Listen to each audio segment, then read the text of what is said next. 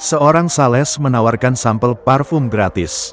Anda menerimanya, berniat pergi, tapi tiba-tiba dia menyebut diskon eksklusif yang hanya berlaku hari ini. Tanpa sadar, Anda tertarik.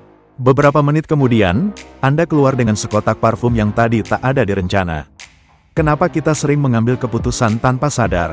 Dalam Influence, The Psychology of Persuasion, Robert Cialdini mengungkap 6 prinsip psikologis yang membuat orang lebih mudah dipersuasi, dipakai marketer, politisi, hingga orang biasa. Hari ini, kita akan membongkar trik-trik ini.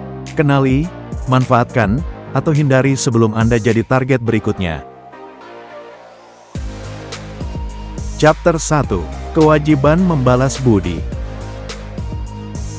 Bayangkan seorang teman tiba-tiba membelikan kopi. Anda tidak meminta, tapi dia memberikannya begitu saja. Beberapa hari kemudian, saat kalian bertemu lagi, ada perasaan tak terucap dalam diri yang berkata, "Sekarang giliran gue mentraktir." Inilah reciprocity, prinsip timbal balik yang membuat kita merasa wajib membalas kebaikan yang kita terima. Sejak zaman prasejarah, manusia bergantung pada saling memberi untuk bertahan hidup. Mereka yang tidak membalas bantuan berisiko dikucilkan dari kelompok. Prinsip ini masih bekerja kuat hingga hari ini. Restoran yang memberikan permen gratis sering mendapat tip lebih besar. Supermarket yang menawarkan sampel gratis mendorong lebih banyak pembelian. Bahkan perusahaan raksasa menggunakan strategi ini melalui diskon eksklusif, trial gratis, dan hadiah kecil, menciptakan rasa utang budi yang membuat pelanggan lebih cenderung membeli. Bagaimana cara menggunakannya? Berikan sesuatu lebih dulu, entah itu hadiah, informasi, atau sekadar bantuan tulus. Orang yang menerima akan merasa terdorong untuk membalas dengan sesuatu yang lebih besar. Namun, waspadalah, karena prinsip ini juga sering dimanfaatkan untuk memanipulasi tanpa kita sadari.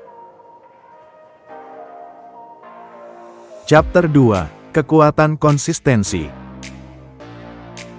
Pernahkah Anda merasa harus mempertahankan keputusan kecil yang sudah diambil, meskipun sebenarnya bisa berubah pikiran? Itu karena prinsip komitmen and konsistensi, manusia cenderung ingin tetap konsisten dengan kata-kata dan tindakan mereka sebelumnya. Sebuah eksperimen membuktikan ini, peneliti meminta beberapa warga memasang stiker kecil, "Dukung keselamatan berkendara," di rumah mereka.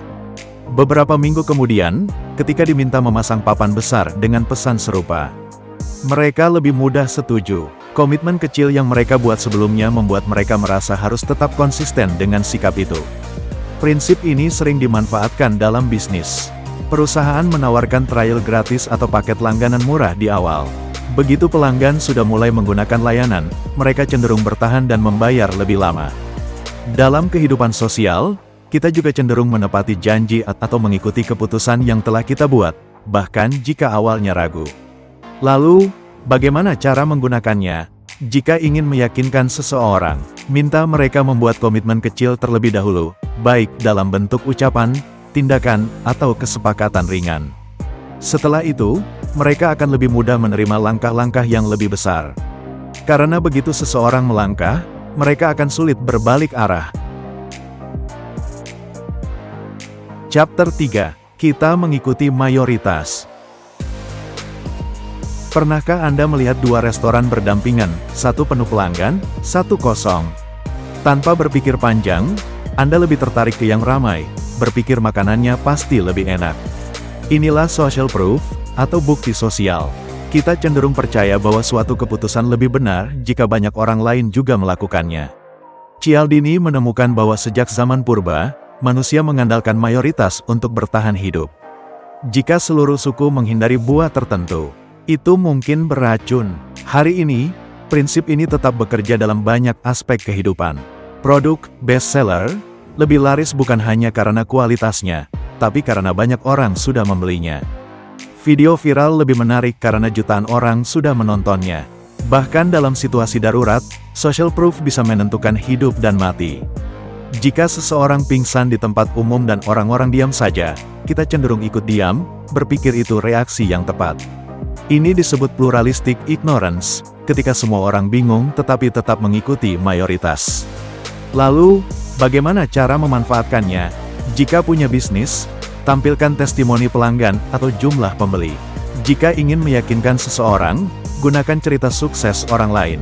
Semakin banyak orang mendukung suatu gagasan, semakin besar kemungkinan orang lain ikut percaya.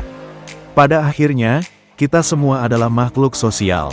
Seringkali, keputusan kita bukan hanya hasil pemikiran sendiri, tapi juga pengaruh lingkungan sekitar. Chapter 4. Kita percaya pada figur otoritas. Bayangkan Anda sedang di rumah sakit, duduk di ruang tunggu, lalu seorang pria berbaju kasual datang dan memberikan saran medis. Kemungkinan besar, Anda akan ragu dan bertanya, siapa dia? Apa dia dokter? Tapi jika orang yang sama memakai jas putih dan stetoskop, tiba-tiba, ucapannya terasa lebih meyakinkan. Inilah kekuatan authority, atau otoritas. Robert Cialdini menemukan bahwa manusia lebih mudah dipengaruhi oleh orang yang memiliki status, jabatan, atau kredibilitas tertentu. Kita diajarkan sejak kecil untuk menghormati dan mengikuti mereka yang memiliki otoritas, guru, dokter, polisi, hingga pemimpin agama. Salah satu eksperimen paling terkenal tentang otoritas dilakukan oleh Stanley Milgram. Dalam eksperimen ini, peserta diminta untuk memberikan kejutan listrik kepada seseorang setiap kali mereka salah menjawab pertanyaan. Yang mengejutkan, meskipun banyak peserta tahu bahwa kejutan itu menyakitkan, sebagian besar tetap melakukannya, hanya karena instruksi itu diberikan oleh seseorang yang memakai jas lab. Simbol otoritas ilmiah. Dalam kehidupan sehari-hari, prinsip ini sering digunakan untuk membangun kepercayaan. Jika ingin lebih dipercaya, tunjukkan sertifikasi, pengalaman, atau kredensial. Dalam bisnis, banyak perusahaan menggunakan endorsement dari pakar atau figur publik untuk memperkuat citra produk mereka. Bahkan dalam percakapan biasa, berpakaian rapi dan berbicara dengan percaya diri bisa membuat seseorang terlihat lebih kredibel. Pada akhirnya, manusia cenderung percaya pada simbol otoritas, dan mereka yang memahami prinsip ini bisa menggunakannya untuk memengaruhi keputusan orang lain. Chapter 5. Kita lebih mudah dipengaruhi oleh orang yang kita suka. Pernahkah merasa lebih nyaman membeli sesuatu dari seorang teman dibanding dari penjual yang tidak dikenal? Itulah prinsip leaking, kita lebih mudah dipengaruhi oleh orang yang kita sukai. Robert Cialdini menemukan bahwa ada 3 faktor utama yang membuat kita menyukai seseorang. Kesamaan kita lebih suka orang yang memiliki hobi, latar belakang, atau pandangan yang mirip dengan kita. Pujian kita lebih mudah percaya pada orang yang memberi kita pujian atau penghargaan. Penampilan orang yang menarik secara fisik sering dianggap lebih cerdas, lebih bisa dipercaya, dan lebih kompeten. Dalam bisnis, prinsip ini sering digunakan oleh para tenaga penjualan.